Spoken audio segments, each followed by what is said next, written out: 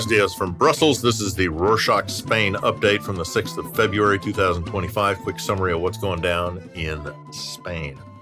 Spain's total number of unemployed citizens rose by nearly 40,000 in January, bringing the total figure to just over 2.5 million. This is Spain's worst unemployment increase since 2013, not including 2020, the pandemic year. Service sector suffered the worst, losing nearly 100,000 jobs. Females' unemployment surged by over 30,000, while male unemployment rose by 10,000. Youth unemployment also increased, demonstrating real issues across the board. Update to a story from previous shows. On Tuesday the 4th, the government approved a plan to reduce the work week from 40 to 37 and a half hours starting in 2025.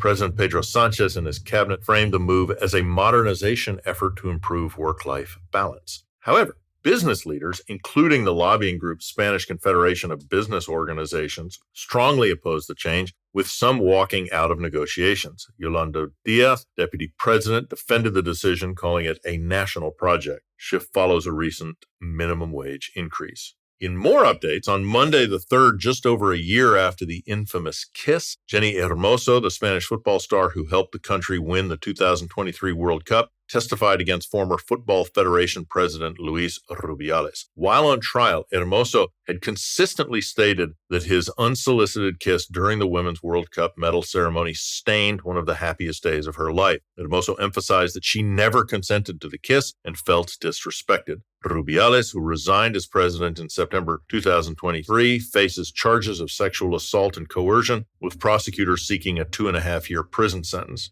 3 former colleagues, Jorge Vilda, Ruben Uribera, and Albert Luque, are also on trial for allegedly pressuring Hermoso to declare the kiss consensual. The trial has gained international attention and is scheduled to continue until Wednesday the 19th. On Twitter, the response from people was overwhelmingly positive, praising Hermoso for her stand against sexism. However, there have been a few negative comments, with videos resurfacing about her jubilation with teammates just after the World Cup win, as if that means anything. Meanwhile, on Wednesday the 5th, the Catalan government announced the purchase of just over 740 homes from investment fund Divarian for 72 million euros. Esther Paneque, Catalunya's housing minister, called it the largest operation ever under Catalunya's preferential purchase law, ensuring vulnerable families remain in their homes. The purchase supports the region's goal of increasing public housing from almost 2% to 15%. Meanwhile, major investment funds like Blackstone and Cerberus are leaving Catalunya due to rent caps. Thank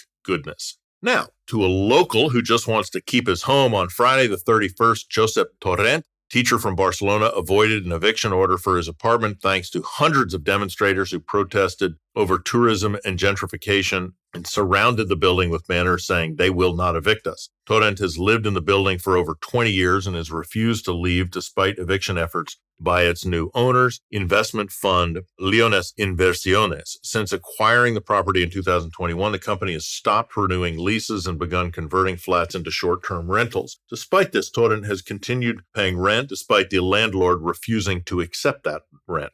Torrent's temporary stay was originally only granted until Tuesday the 4th. However, it has since been postponed until Tuesday the 18th, so an update is expected in the coming weeks. While the story has gained significant attention in media outlets across Spain, the future of the building remains uncertain.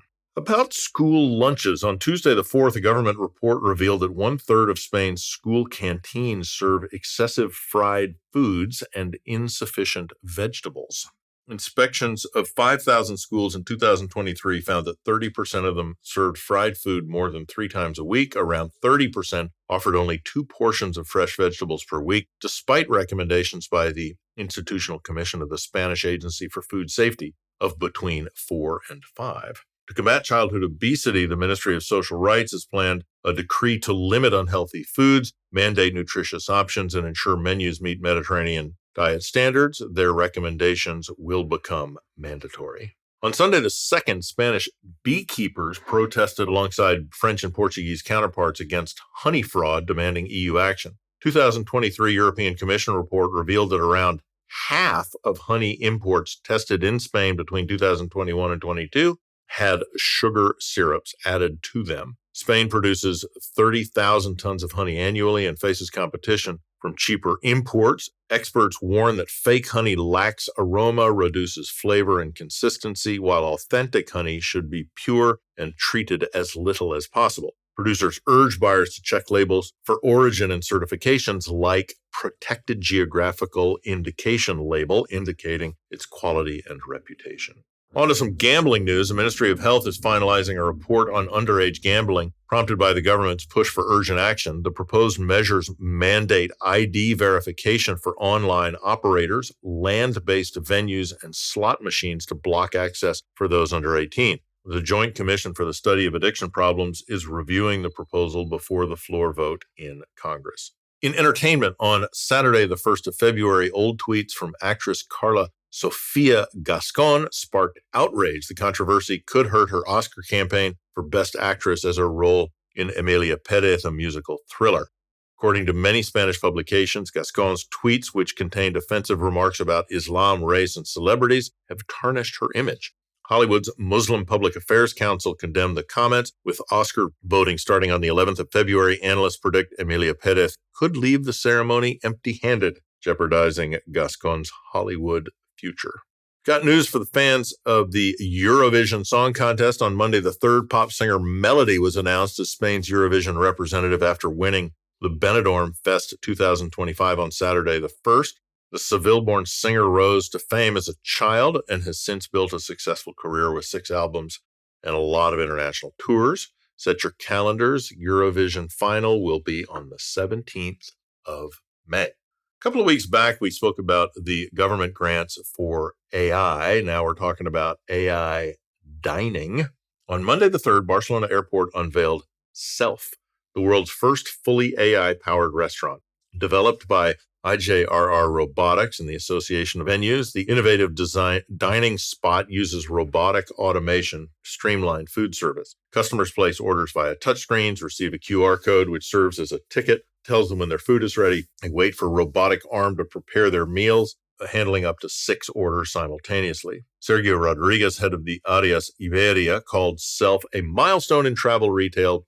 If successful, AI-driven restaurants could expand beyond Barcelona, shaping the future of food service worldwide. From artificial hospitality to the real deal, on Monday the 3rd, travel website Booking.com recognized Cazorla, located in the province of Jaén, southern Spain, as the world's second most welcoming town, following Sigiriya in Sri Lanka. Cazorla sits on the edge of the Sierra de Castril Natural Park and hosts a population of only 8,000. Its origins trace back to names like Carcesa, Castulo, and Charula, meaning Fortress of God, before adopting its current name during the Reconquista.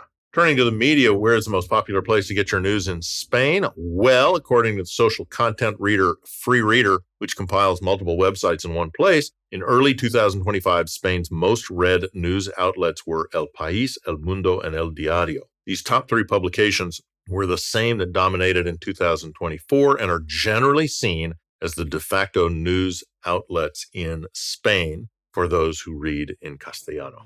And that's it for this week. Thanks for joining us. Hope you're enjoying the Rorschach Spain update as much as we enjoy making it. Any thoughts, questions, or ideas, send us an email at info@rorschach.com. Don't forget to subscribe on your go-to podcast platform. Hasta la próxima.